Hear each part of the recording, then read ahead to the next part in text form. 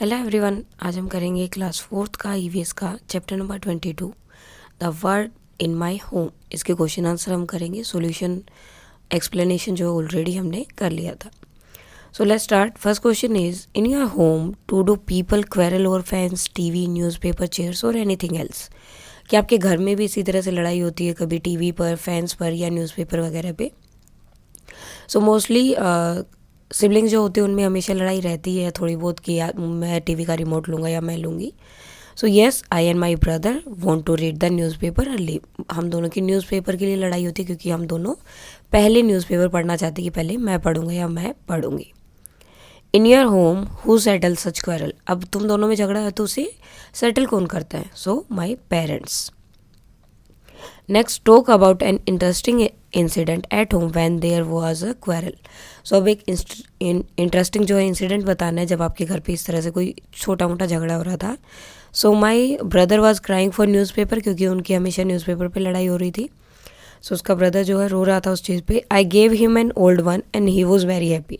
सो उसने क्या किया, एक पुराना जो न्यूज़पेपर था वो उसे दे दिया और वो बहुत खुश हो गया। He didn't even notice it was old. और उसे जो है पता भी नहीं चला, नोटिस भी नहीं किया कि ये पुराना है।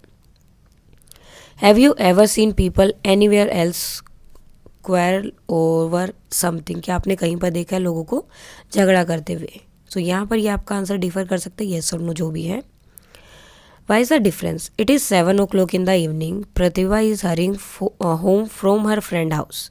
सो अब देखो क्या था, प्रतिभा अपने घर की तरफ भाग रही थी, लेकिन उसके जो भाई थे संदीप एंड संजय वो आराम से खेल रहे थे। सो डिफरेंस क्यों था? And even if they are late nobody will scold. तो अगर वो जाते भी तो भी उन्हें कोई मीन्स मतलब अगर वो लेट भी हो जाते तो भी उन्हें कोई डराने वाला नहीं था। तो प्रतिभा को कैसा लग रहा था? उसे लग रहा था कि ये जो है फेयर नहीं है, ये सब चीज़ें क्या हैं, गलत हो रही हैं। Why should there be one rule for her another for her brother. So सोच रही थी कि उसके लिए एक और उसके भाइयों के लिए दूसरा रूल क्यों है। But what can she do. तो वो क्या कर सकती थी या फिर क्या होना चाहिए था? तो there should be not be different rule for boys and girls. Boys and girls दोनों के लिए अलग अलग रूल्स नहीं होने चाहिए। Second, talk to her parents. वो अपने पेरेंट्स से इस बारे में जाके बात कर सकती हैं। Does this happen in your house. क्या कभी तुम्हारे घर में भी ऐसा हुआ है? सो जो भी आपका आंसर आप यहाँ लिखोगे, नो और any of your friend and what do you think about this. तो the rule should be same. तो आप क्या सोचते हो कि रूल जो है सबके लिए सेम होना चाहिए, ये नहीं कि एक के लिए दूसरा है, किसी दूसरे के लिए दूसरा, और कोई और आ रहा है तो उसके लिए अलग से रूल बनेगा। नो, रूल सबके लिए सेम होने चाहिए। If you are to write different ending for this story. अगर आपको इसके लिए डिफरेंट एंडिंग लिखनी हो, ये पिलो आंटी वाला है, जब वो जो है उसको वापस जो उन्होंने आइसक्रीम ली थी उसके लिए वापस पैसे दे रहे थे बिकॉज आइसक्रीम वाले ने कम पैसे लिए थे।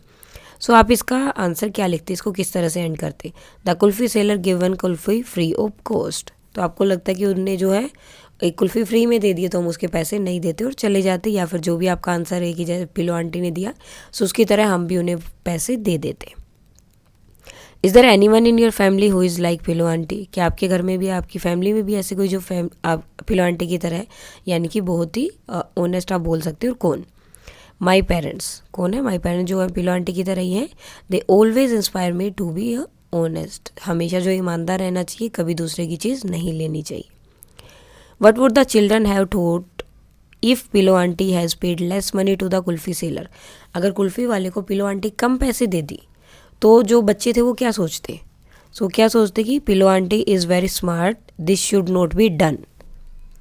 If we deceive any one we will also be deceived by other. So अब क्या होता है, बच्चों को लगता है कि पिलो आंटी बहुत स्मार्ट है, लेकिन हमें ऐसा कभी नहीं करना चाहिए, क्योंकि अगर हम किसी के साथ धोखा कर रहे हैं तो हमारे साथ भी वैसा हो सकता है। What do you think Akshay will do. अब अक्षय क्या करेगा? He will drink water. अब वो पानी पिएगा या नहीं? सो क्या करेगा? वो पानी पी लेगा। Why do you think Akshay's grandmother want him not to drink even water in Anil's house. तो अक्षय की ग्रैंड मदर ने ऐसा क्यों बोला? Because their families were different. उनकी फैमिली जो है अलग अलग थी। Do you know of anybody who thinks likes Akshay's grandmother. So आप किसी को जानते हो जो अक्षय की ग्रैंड मदर की तरह सोचते हैं? Yes, many old people like think like Akshay's mother. जो मतलब बूढ़े हो गए हैं, जैसे ग्रैंड मदर या फिर ग्रैंड फादर हो गए, इस एज में जो लोग हैं वो इसी तरह सोचते हैं।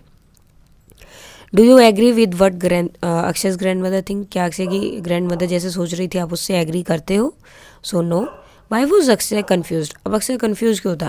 क्योंकि उसकी ग्रैंड मदर ने बोला था पानी नहीं पीना और अनिल उसे पानी दे रहा था, तो इसलिए वो कन्फ्यूज था. If he follows his grand mother advice he can not satisfy his thirst. क्योंकि अगर वो अपनी ग्रैंड मदर की वॉइस को सुनता या एडवाइस को सुनता तो उसकी प्यास कभी नहीं बुझ पाती, वो पूरा दिन प्यासा ही रहता. What do you think Akshay should do? Akshay को क्या करना चाहिए? ही शुड ड्रिंक वाटर, से पानी पी लेना चाहिए. Now next, if you were in Dhondu's place what would you do? अगर आप धोंदू की प्लेस पर होते तो क्या करते? तो मैं वो मशीन खरीद लेता, बिकॉज गांव में कहीं भी नहीं है, तो नेचुरली वो जो है अगर वो चीज़ करेंगे तो बहुत अच्छे से चलेगी.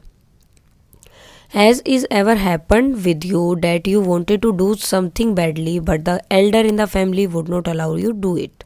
सो क्या आपके साथ भी कभी ऐसा हुआ है कि आप जो है वो काम करना चाहते हो लेकिन घर में जो बड़े उन्होंने आपको मना कर दिया? सो येस और नो, जो भी आपका आंसर आप यहाँ लिखेंगे. Next, how would you like if only one person made all the decision of your family? आपको कैसा लगेगा सिर्फ एक ही इंसान है जो आंसर दे रहा है, सॉरी जो है आपके घर की फैमिली की जितने भी डिसीजन है वो ले रहे हैं. So I felt bad because different people have different need and choices. क्योंकि सबकी अलग अलग नीड होती है, अलग अलग चॉइसेस होती है. किसी को कोई चीज़ पसंद है, दूसरे को नहीं पसंद है, तो इसलिए सबकी डिसीजन भी उनसे पूछ कर आप ले सकते हो, उनका सजेशन तो कम से कम लिया जा सकता है. Now next, have you ever disliked anybody touch and whose touch do you dislike? तो आपको भी ऋतु की तरह या फिर जो भी थे वो उनकी तरह किसी का टच जो है ऐसे गंदा लगा कि कोई मुझे ऐसे टच ना करे? Yes, if touched bye unknown person, जिस इंसान को मैं जानता ही नहीं या जानती ही नहीं, अगर वो टच कर रहे हैं तो मुझे वो अच्छा नहीं लगता. If you were in Ritu's place, अगर आप उसकी जगह पर होते what would you do?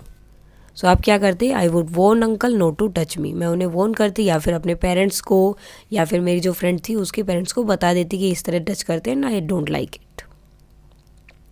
Next question, talk about what else can be done when such thing happens. अगर इस तरह की चीज़ें तो क्या कर सकते हैं? सबसे पहले आपको अपने पेरेंट्स को बताना है. I can tell my parents.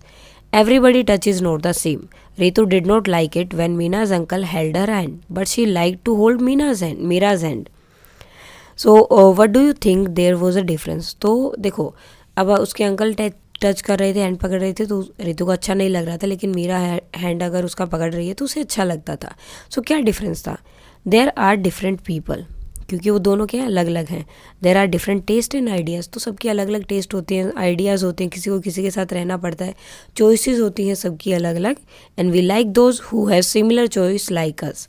और हमें कौन पसंद आते हैं? जिसकी चॉइस हमारे जैसी होती है, यानी कि हमें भी वही चीज़ पसंद है और उसे भी वही. तो उन लोगों के साथ हमें रहना, हम कंफर्टेबल हो जाते हैं और अच्छा लगता है. सो ये था आपका chapter number 22, the world in my home. इसके क्वेश्चन आंसर जो हैं, सो अगर इसमें कोई डाउट है तो आप कमेंट करके बता सकते हैं. That's all for today and please like share and subscribe. Thank you.